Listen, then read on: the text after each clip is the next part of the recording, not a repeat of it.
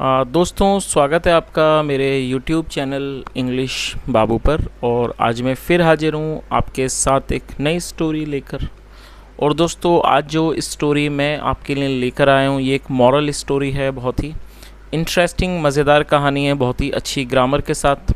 उसके अलावा दोस्तों, आपको इस स्टोरी में कुछ नए इंग्लिश के वर्ड मीनिंग सीखने को मिलेंगे, उनकी करेक्ट प्रोनाउंसिएशन के बारे में पता चलेगा। और हमेशा की तरह जो इसका ग्रामर का पार्ट है उसे बिल्कुल डिटेल में कवर करेंगे, तो एक एक स्ट्रक्चर को आप बहुत आसानी से सीख पाएंगे।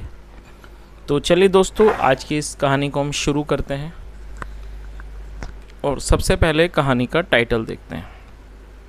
कहानी का टाइटल है the flea and the mosquito. क्या मतलब हुआ दोस्तों? फ्ली का अर्थ होता है पिस्सू। इस तरह के छोटे कीट या कीड़े जो खून वगैरह चूसते हैं उसे फ्ली कहा जाता है, जिसकी हिंदी होती है पिस्सू।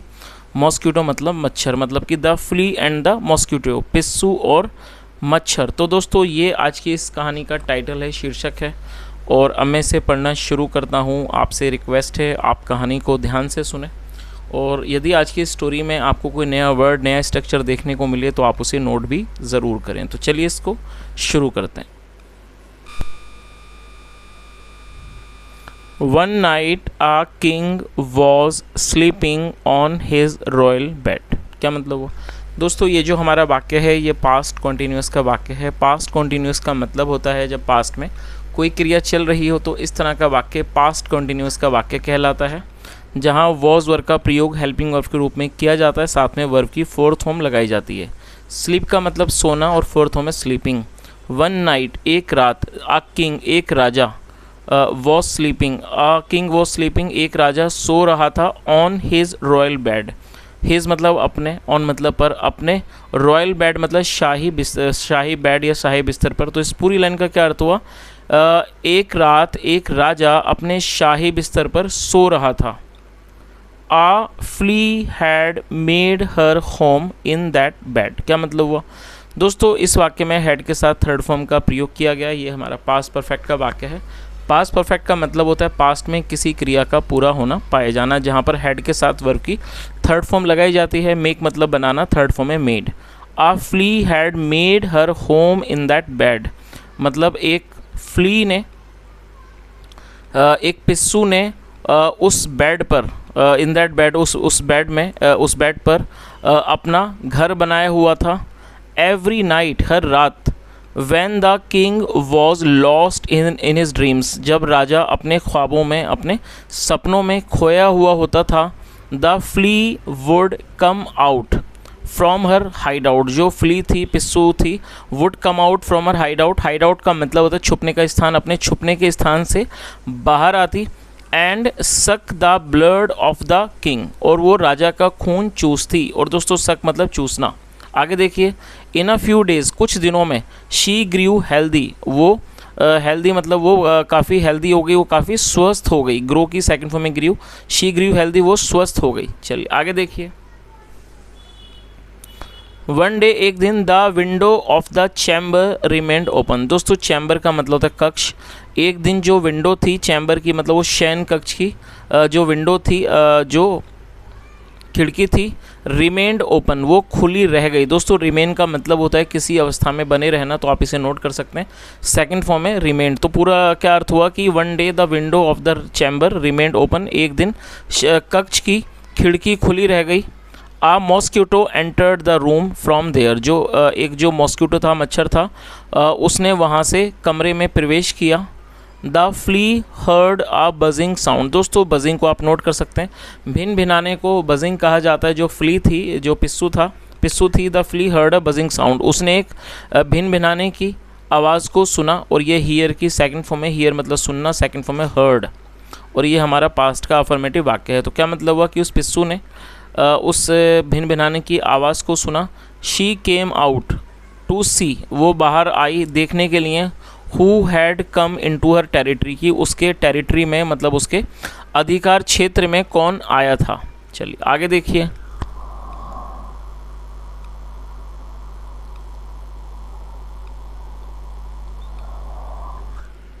शी सॉ उसने देखा, the mosquito and asked him उसने। और दोस्तों ये हमारा पास्ट का अफर्मेटिव वाक्य है, सी मतलब देखना, सेकंड फॉर्म है saw. She saw the mosquito and asked him उसने मच्छर को देखा और उससे पूछा, हु आर यू तुम कौन हो, and what are you doing here और तुम यहाँ क्या कर रहे हो। द मॉस्किटो रिप्लाइड, रिप्लाई मतलब जवाब देना, द मॉस्किटो रिप्लाइड मच्छर ने जवाब दिया, आई एम आ मॉस्किटो मैं एक मच्छर हूँ, I came here through that window. Through का मतलब होता है माध्यम से, बीच में से होकर, मतलब I came here through that window मैं उस खिड़की से होकर आया। I am feeling very tired और दोस्तों फील टायर्ड का मतलब होता है थकान महसूस करना। I am feeling very tired मैं बहुत थका हुआ महसूस कर रहा हूँ। And want to take some rest और थोड़ा आराम लेना चाहता हूँ।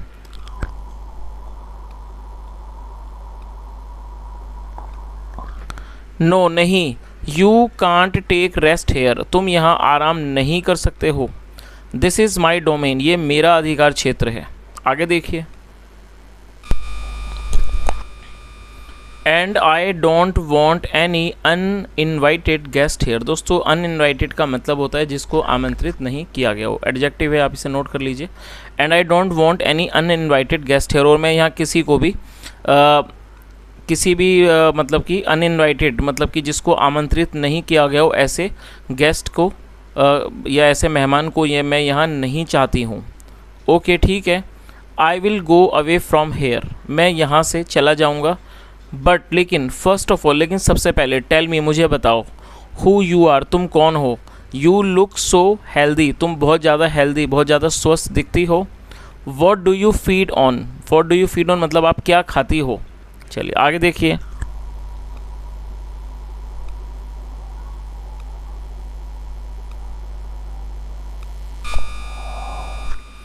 आई एम ए फ्ली मतलब मैं एक पिस्सू हूँ। आई daily suck the tasty blood of the king मतलब मैं रोज़ राजा का स्वादिष्ट जो खून है वो चूसती हूँ। This is the reason for my healthy body और ये मेरे स्वस्थ शरीर का कारण है। रिप्लाइड द फ्ली पिस्सू ने जवाब दिया।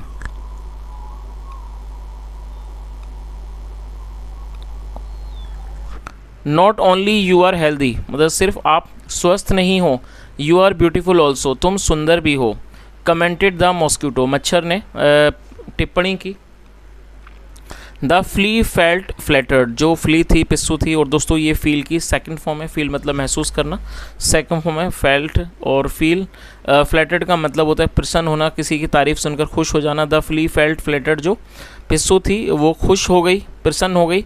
बट स्टिल शी सैड और दोस्तों स्टिल का मतलब होता है फिर भी, but still she said but फिर भी उसने कहा येस हाँ आई एम ब्यूटीफुल मैं सुंदर हूँ। But you go away from here लेकिन तुम यहाँ से चले जाओ।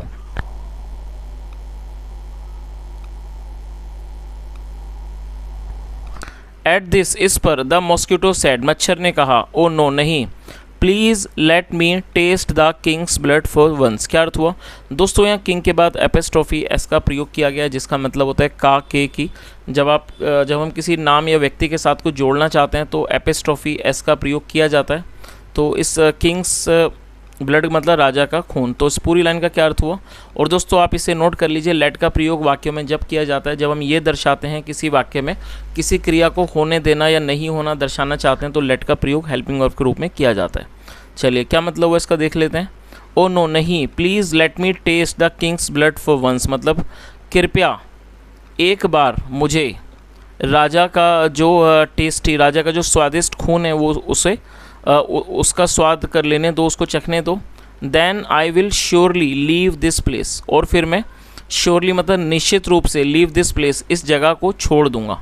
चलिए आगे देखिए, the flea did not agree. दोस्तों ये जो हमारा वाक्य है ये पास्ट का नेगेटिव वाक्य है। पास्ट इंडेफिनिट में जब हम नेगेटिव वाक्य बनाते हैं तो सब्जेक्ट के बाद डिड नॉट लगाया जाता है, साथ में वर्ब की फर्स्ट फॉर्म लगाई जाती है।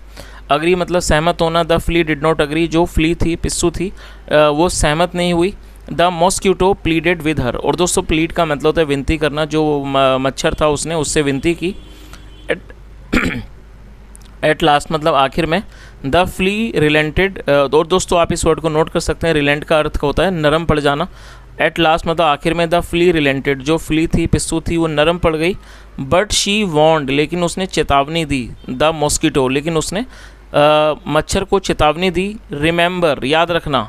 बाइट द किंग मतलब कि राजा को काटना, ओनली सिर्फ तभी, when he is in deep slumber. और दोस्तों स्लम्बर का मतलब होता है गहरी नींद। तो उसने उसे क्या बताया कि याद रखना, remember bite the king only when he is in deep slumber, मतलब इस बात को याद रखना कि राजा को तभी काटना जब वो गहरी नींद में हो, अदरवाइज वरना ही विल गेट अप, वरना वो उठ जाएगा, and our life will be in danger, और जो हमारा जीवन है वो खतरे में होगा। द मॉस्क्यूटो अग्रीड, जो मॉस्क्यूटो था, मच्छर था, वो सहमत हो गया। नाउ अब द मॉस्क्यूटो बिकेम ईगर, और दोस्तों ईगर का मतलब होता है उत्सुक, और ये एडजेक्टिव है, आप इसे नोट कर लीजिए। और ये हमारा पास्ट का अफर्मेटिव वाक्य है। बिकम मतलब होना, बनना, सेकंड फॉर्म में became. Now the mosquito became eager, जो मच्छर था वो उत्सुक हो गया। For the arrival of night, for the arrival of night मतलब वो रात होने के इंतज़ार के लिए वो उत्सुक हो गया, रात होने के इंतज़ार के आगमन में वो उत्सुक हो गया। सो दैट, ताकि he could suck the blood of the king, ताकि वो राजा का खून चूस सके। The flea was at her home, जो फ्ली थी, पिस्सू थी, वॉज एट हर होम, वो अपने घर पर थी। When the king came to sleep, और दोस्तों ये भी हमारा पास्ट का अफर्मेटिव वाक्य है, और इस वाक्य में दो वर्ब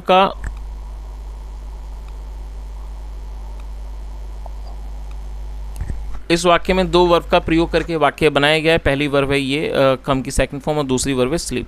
तो जब आप दूसरी वर्ब को जोड़ना चाहते हैं तो पहले आपको टू लगाना है पहली वर्ब के बाद, फिर आपको वर्ब की फर्स्ट फॉर्म लगानी है। तो क्या अर्थ हुआ, when the king came to sleep, जब राजा सोने आया। The mosquito felt very pleased, जो मॉस्क्यूटो था उसे बहुत अच्छा लगा, उसे बहुत खुशी हुई। The king had just lain down, जो राजा था वो तभी मतलब नीचे लेटा था, ऑन हिज बेड, अपने बिस्तर पर। When the mosquito went to him, जब मॉस्क्यूटो था, मच्छर था, वो उसके पास गया, एंड बिट हिम, और उसको काट लिया। और दोस्तों आप इसे नोट कर सकते हैं, बाइट की सेकंड फॉर्म है, बिट हिम, उसे काट लिया। The king set up angrily, जो और एंग्रीली मतलब क्रोध में, गुस्से में। दोस्तों ये एडवर्ब है, आप इसे नोट कर लीजिए। जो राजा था वो गुस्से में उठ के बैठ गया। एंड कॉल्ड हिज सर्वेंट्स, और उसने अपने नौकरों को बुलाया। ही शाउटेड, वह चिल्लाया, there is some insect in my bed, और दोस्तों इंसेक्ट का मतलब है कीड़ा। उसने क्या कहा कि there is some insect in my bed, मतलब मेरे बिस्तर पर कोई कीड़ा है। फाइंड एंड किल इट, उसे ढूंढो और उसे मार दो। चलिए आगे देखिए।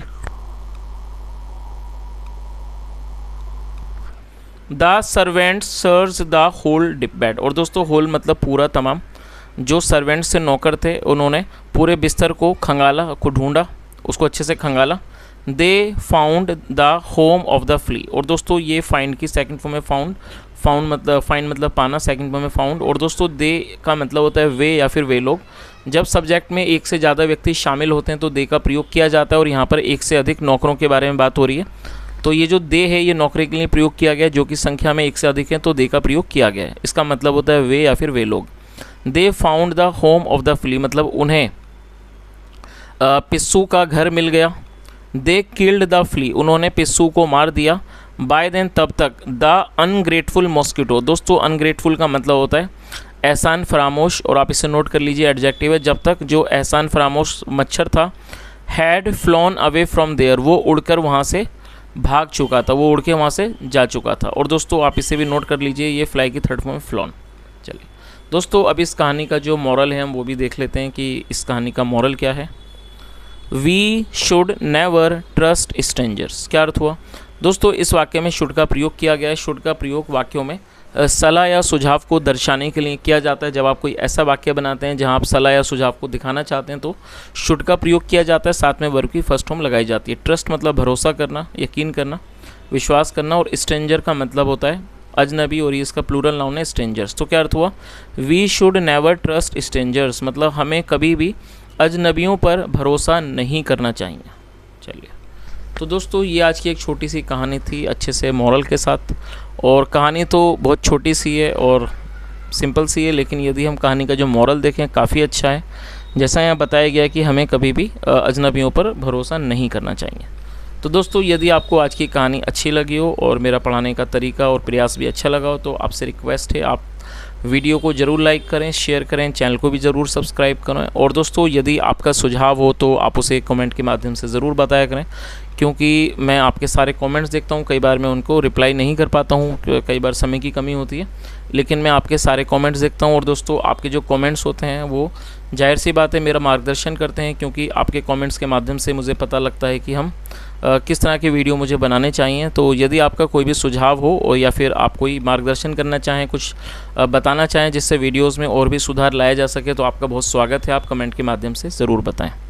यहाँ तक सुनने के लिए thank you so much. Have a nice day and bye.